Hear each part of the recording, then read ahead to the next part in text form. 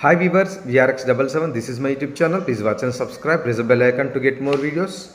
నా కంటెంట్ నచ్చినట్లయితే లైక్ చేయండి, మీ బంధుమిత్రులకు షేర్ చేయండి, నాకు సపోర్ట్ చేయండి. ఫ్రెండ్స్, ఒక విషయము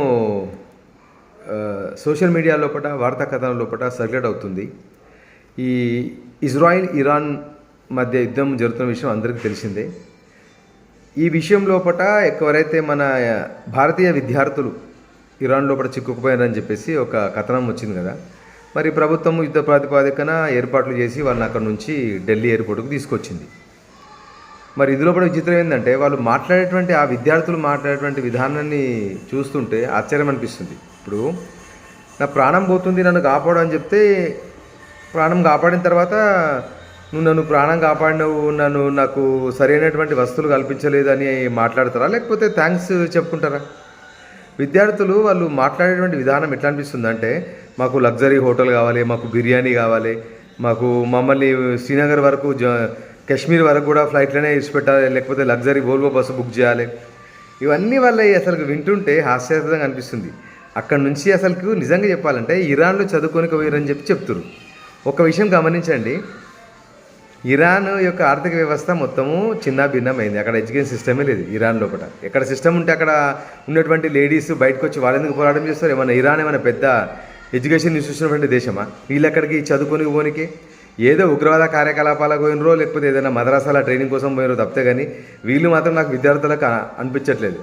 అంటే వాళ్ళు మాట్లాడే విధానాన్ని బట్టి ఏదో తీసుకొచ్చినరా అయిపోయింది, మా లైఫ్ బచాంచిపోయింది, ఆ ఇజ్రాయిల్ వార్ చేస్తుంది, ఇరాన్ మీద దాడి చేస్తుంది, మొత్తము బిల్డింగ్స్ ఎయిర్ ఫీల్డ్ అన్నీ బ్లాస్ట్ అవుతున్నాయి.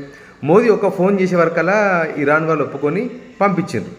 దానికి వీళ్ళు థ్యాంక్స్ చెప్పకుండా ఇండియన్ గవర్నమెంట్ మీద ఈ విధంగా అవాకులు చివాకులు ఇట్లా వీళ్ళు అనేది నాకు అసలు ఆశ్చర్యంగా అనిపించింది. ఎందుకు ఇరాన్ ఏమన్నా పెద్ద డెవలపింగ్ కంట్రీ ఏమన్నా? ఇరాన్ ఏమన్నా అక్కడ ఎడ్యుకేషన్ సిస్టమ్ బాగుంది, వీళ్ళు అక్కడ పోయి చదువుకోనికే పోయిరంటే కూడా, ఇప్పుడు యూరోప్ పోయినరు, అమెరికా పోయినరు, కెనడా పోయినరు, ఒక ఆస్ట్రేలియా పోయినరు అంటే ఏమన్నా అనుకోవచ్చు.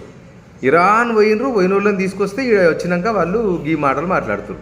అసలు ఈ విషయం చూస్తుంటే వీళ్ళు నిజంగా విద్యార్థులా, లేకపోతే ఇంకేదైనా ఉగ్రవాద కార్యకలాపాలు చేయనికి ఇట ఇరాన్ పోయిరా ట్రైనింగ్ తీసుకోనికి? ఎట్లా అంటే ఇవన్నీ చూస్తుంటే ఒక విషయం గుర్తొస్తుంది.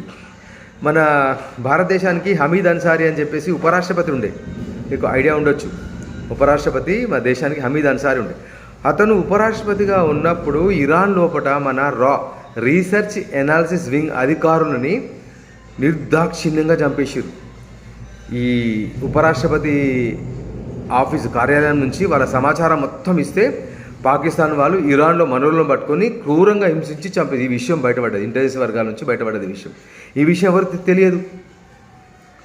ఒక హమీద్ అన్సారీ ఆఫీస్ నుంచి పోతే ఇరాన్ లోపల మన తీవ్రవాదు యొక్క ఏజెంట్లను క్రూరంగా చంపిర్రు. దానికి కారణము ఈ హమీద్ అన్సారీ ఉపరాష్ట్రపతి. ఇట్లాంటి విషయాలు మాత్రం బయటపడవు. ఇక్కడ ఏంటంటే మానవత్వం మాత్రం మన భారతీయులు అక్కడ చిక్కుకుపోయినరు. ప్రభుత్వం ఫోన్ చేసింది, వాళ్ళు స్పందించారు, ఫ్లైట్ పంపించారు, తీసుకొచ్చిండ్రు. ఢిల్లీ నుంచి పోనీకే పెద్ద జమ్మూ కాశ్మీర్ పోనీకే పెద్ద అది కాదు కదా. మాకు ఫ్లైట్ కావాలి, మాకు లగ్జరీ రూమ్స్ కావాలి, తినడానికి బిర్యానీ కావాలంటే ఇక ఇది మరి వాళ్ళు ఇంకా ఎందుకు మరి అక్కడ పోయినరో దీన్ని బట్టి క్లియర్ కట్గా అర్థమైపోతుంది. ఇంకో విషయం కూడా, నిన్న రాహుల్ గాంధీ గారు కార్లో కూర్చొని కొద్దిమంది వాళ్ళతో చిట్ చాట్ చేస్తుండు. ఏది మన మేక్ ఇన్ ఇండియా మీద. ఈ మేక్ ఇన్ ఇండియా మీద మాట్లాడడానికి ఫస్ట్ నువ్వు దేశం గురించి తెలుసుకో. భారతదేశం యొక్క భౌగోళిక పరిస్థితులు, నదులు, పర్వతాలు, అన్ని రాష్ట్రాలు, వాళ్ళ వేషభాషలు, కట్టుబాట్లు, తిండి, ఇవన్నీ గురించి ముందు నువ్వు ఫస్ట్ విశ్లేషించుకో, తెలుసుకో. ముందు నువ్వు మన దేశం గురించి పూర్తి స్థాయి సమాచారం దగ్గర తెలుసుకో. 2 కిలోమీటర్లు వాకింగ్ చేసి లగ్జరీ క్యారవాన్లు పోయి వండుకొని బిర్యానీ తిన్నట్టు కాదు రాజకీయాలు. 70 ఏళ్ళు పరిపాలించింది ఎవరు పరిపాలించారో ఆ విషయం ప్రపంచం మొత్తాన్ని తెలుసు. మేక్ ఇన్ ఇండియా ప్రోగ్రాంలో చైనాకే మొత్తం అనుకూలంగా ఉందంటే లావర్స్లో కూర్చొని చైనా వాళ్ళతో మీటింగ్ పెట్టిండు. ఈయన ఎప్పుడు టూర్ పోయినా సరే ఇండియాలో ఒక బాంబ్ బ్లాస్టో, ఒక ఫ్లైట్ క్రాషో, లేకపోతే ఒక ట్రైన్లో క్రాష్ అనేది జరుగుతాయి. ఎప్పుడు ఈయన ఫారెన్ టూర్ పోయినా సరే దీని మీద కూడా సమగ్రంగా విచారణ జరిపి చర్యలు తీసుకోవాలి. ముందు ఫస్ట్ ఒక విషయం చెప్తున్నాను, ఎవరైతే మన ప్రతిపక్ష నేత నిన్న ఈ విధంగా మేక్ ఇన్ ఇండియా మీద అన్నాడో ఫస్ట్ అతనికి ఒక విషయం చెప్తాను. ఎవ్రీ 5 సంవత్సరాలకు ఒకసారి తన యొక్క పౌరసత్వాన్ని రెన్యువల్ చేయించుకుంటాడు. ఆ విషయం గమనించండి. నేను సరే మ్యారేజ్ చేసుకొని ఇండియాకి వచ్చి ఇండియా పౌరసత్వం తీసుకోలేదు. ఇప్పటికి కూడా సోనియా గాంధీ గారికి కానీ రాహుల్ గాంధీ గారికి కానీ మన ఇండియా యొక్క పౌరసత్వము ఎవ్రీ 5 ఏళ్ళకి ఒకసారి రెన్యువల్ చేయించుకుంటారు. దీన్ని బట్టి అర్థం చేసుకుని దేశం పైన ఎవరికి ప్రేమ ఉందో ఎవరికి ప్రేమ లేదో.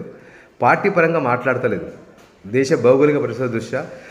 ఇతర దేశాలకు పోయినప్పుడు మన దేశం గురించి ఔన్నత్యంగా గొప్పగా మనం మాట్లాడుకుంటాం, కానీ ఇతర దేశాలకు వెళ్ళినప్పుడు దేశం గురించి మన సైన్యం గురించి కించపరిచినట్టు మాట్లాడతాడు కదా. చిన్న పిల్లోడుకున్నటువంటి జ్ఞానం కూడా లేదు అసలుకి. ఇట్లాంటి వ్యక్తులు మన దగ్గర ప్రతిపక్ష నాయకుల హోదాలో ఉన్నారు. 70 సంవత్సరాలు మన దేశాన్ని పరిపాలించి అదొకటి పాలు చేసారు. ఇప్పుడు మేక్ ఇన్ ఇండియా మీద అంటే చైనాకు మొత్తం లాభం. చైనా వాళ్ళు 30 ఏళ్ళ కిందనే జియాంగ్ డెంగ్ వాడు ఒక మంచి పాలసీని తీసుకొచ్చిండు. చైనాలో కూడా మనలాగా బహుపార్టీ విధానం లేదు. ఆడ కమ్యూనిస్ట్ పార్టీ ఆపోజిట్ మాట్లాడితే తీసుకొని బొక్కలేసి తొక్కుతారు చైనాలో. ఇప్పుడు ఆ కమ్యూనిస్ట్ పార్టీ వాళ్ళ సిద్ధాంతాలు చైనా డెవలప్ అయింది కాదంటలేదు. అమెరికాలో ఉన్నటువంటి న్యూయార్క్ లాంటి నగరాలు చైనాలో 10 ఉన్నాయి. మనకంటే 30-40 సంవత్సరాలు అడ్వాన్స్ ఉన్నారు. ఈ విషయం ఒప్పుకుంటాను, ఎందుకంటే నేను చైనా వీడియోస్ చాలా చూస్తూ ఉంటాను. ఎలక్ట్రానిక్స్లో ఈరోజు వాళ్ళు సాధికారత స్వావలంబన సాధించారంటే వాళ్ళ డెడికేషన్. చైనా లోపల వర్క్ చేయకుండా ఉంటే షేమ్గా భావిస్తారు. అక్కడ వర్క్ చేయకుండా ఉంటే షేమ్గా భావిస్తారు. మరి మన దగ్గర సోమరిపోతులే ఎక్కువ. పని చేయకుండా సంపాదన ఉంటే తిని హాయిగా 3 వద్దులు పండుకొని దొరుకుతారు. ఎందుకంటే ప్రభుత్వ పథకాలు ఉచితంగా ఉంటాయి. చైనాలో కూడా ప్రభుత్వ పథకాలు ఉచితంగా లేవు కదా. మనకు తాయిలాలు కావాలి కదా. ఓటు వేయాలంటే నాకెంత, టేబుల్ కింద నుంచి డబ్బులు, టేబుల్ మీద కోటలు పెడితే ఓటు. మన పరిస్థితి ఇది. ఎన్ని విధాలు ఏమున్నా చైనా మనకు యాంటీ ఉన్నా డెవలప్మెంట్ విషయంలో మాత్రం వాళ్ళని మెచ్చుకోవాల్సిందే. వాళ్ళ యొక్క డెడికేషను ఆ విషయంలో మాత్రం ఎలాంటి సంశయత లేదు.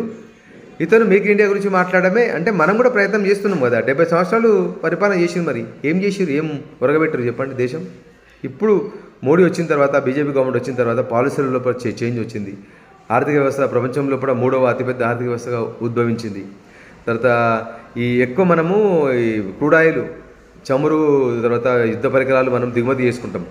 వాటిపైన ఫస్ట్ ఫోకస్ చేసిండు, స్వావలంబన సాధించాలి. ఎందుకంటే విదేశీ మారక ద్రవ్యం అనేది ఇండియా నుంచి బయటికి పోకుండా కట్టడి చేసిండు. అట్లా కొన్ని కఠిన నిర్ణయాలు తీసుకుంటే ప్రజలకు నచ్చవు, కానీ దేశం మాత్రం బాగుపడుతుంది. ఇప్పుడు ఎగ్జాంపుల్కి వెనిజులా దేశం ఉంది. హ్యూగో చావేజ్ అని ఒక పిఎం అక్కడ ఉండే. ఆయన ఏం చేసిండు, నేను అధికారంలోకి వస్తే ప్రజలకందరికీ ప్రభుత్వ ఉద్యోగాలు ఇస్తా, నెలకు 20,000 రూపాయలు ఇస్తా అని ఇట్లని ప్రకటన చేసిండు, గెలిచిండు. ఏమైంది అక్కడ ప్రజలకు ఏం చేసిండు, డబ్బులు లేక ఎవ్రీ మంత్ చెపాయించాలి, ప్రజలకు శాలరీ ఇవ్వాలి, తర్వాత అన్ని పథకాలు ఫ్రీ చేయాలి. లాస్ట్కి వస్తే బేకరీకి వెళ్తే ఒక బన్ను ముక్క ఉంటే 1,00,000 రూపాయలు అంటే పాట పెడుతున్నాడు. దాన్ని కూడా నేను 1,00,000 ఇస్తాంటే నేను 2 లక్షలు. ఎందుకంటే అక్కడ డబ్బు ఎక్కువైంది. అక్కడ అందరూ పని చేయకుండా సోమరిపోతులు అయిపోయారు. దీనికి అంతా కారణం ప్రభుత్వమే. ఈ తాయిలాలు ఇవన్నీ ఉచిత పథకాలు ఇవ్వడం ద్వారా పరోక్షంగా మనకే నష్టం. అది విషయం మనకు తెలియదు. ఇప్పుడు ఈ ఉచిత పథకాలు అనేటివి ఇస్తే అవి మన జేబుకే చిల్లు పడుతుంది. తెలంగాణ గవర్నమెంట్లో రీసెంట్గా 1,450 రూపాయలు పాస్ ఉండే, నార్మల్ బస్ పాస్ ఉండే, అది 650 చేసిరు. మెట్రోది 650 అంటే 1850 చేసిరు. డీలక్స్ది 1900 చేసిరు. ఇక్కడ మహిళలకు ఉచితంగా ఇచ్చినట్టు ఇచ్చి మన మగబాల జేబులోకి ఇచ్చి ఉచిత డబ్బులు తీసుకున్నట్టే కదా. మేముండే ఏరియాలో కూడా 45 రూపాయలు ఉండే, 40 కిలోమీటర్లకు, 35 కిలోమీటర్లకు. ఇప్పుడు అది 60 రూపాయలు అయింది కదా. అంటే వాళ్ళు పథకాలు వాళ్ళ జోబు నుంచి ఇవ్వరు. పథకాలకు వచ్చేటువంటి డబ్బు మన నుంచే ఇస్తారు. ట్యాక్స్ రూపాయన, లేకపోతే లిక్కర్ మందు దాపియో, లేకపోతే ట్రాఫిక్ చాలన్స్. ఈ మధ్య చెట్ల పక్కన దొంగతనంగా పెట్టి చాలన్స్ కొడుతురు. మరి వాళ్ళకేమి మెసేజ్ ఇచ్చారు మరి గవర్నమెంట్ అధికారులు, దొంగతనంగా నడి ఊర్ల లెక్క ప్రకారం వెహికల్ పార్కింగ్ ఊర్లో ఉంటే, రాంగ్ పార్కింగ్ ఉంటే కొట్టాలి. కానీ అది ఒక యుద్ధ ప్రాతిపాదికన రోజుకు 300 టార్గెట్లు అంట. ఆ కానిస్టేబుల్కి ఫోటో ఇస్తే ఆయన కొట్టుకుంటూ పోతుంటారు. ఒక ఆటో నడిపించేటువంటి వాడికి చాలానా, రాంగ్ డ్రైవింగ్ చేస్తే 1,300 రూపాయల జరిమానా. ఇట్లా కూడా 1,000 కోట్ల రూపాయలు. ఇవన్నీ ఎక్కడ పోతున్నాయి? పరోక్షంగా ఈ ప్రజలకు పథకాల కోసం. మరి అవన్నీ వచ్చినటువంటి డబ్బులన్నా సక్రమంగా మరి ఇస్తున్నా అంటే లేదు. అలా రాజకీయ నాయకులు అందరు దినంగా మిగిలినటువంటి ఆ బొక్క ముక్కలే వేస్తున్నారు మనకి, అంతే. కాబట్టి అసలు యాక్చువల్గా ఈ ఇరాన్ విషయం మాట్లాడబోయి వేరే విషయంలోకి టాపిక్ డైవర్ట్ అయింది. కానీ యాక్చువల్గా జరిగిన విషయం ఇది. ప్రజలంతా యుద్ధం ముంగిట్లో ఉన్నాము అందరూ. చెప్పాను కదా, లాస్ట్ వీడియోలో కూడా మనం చెప్పుకున్నాం కదా, కొంచెము ఈ చమురు ఉత్పత్తుల యొక్క రేట్లు పెరిగేటువంటి ఆస్కారం ఉన్నది. దాన్ని దృష్టిలో ఉంచుకొని మన ఇంట్లో కూడా ఒక 6 మాసంలోకి సరిపడా రేషన్ని సమకూర్చుకొని జాగ్రత్తగా ఉండాలని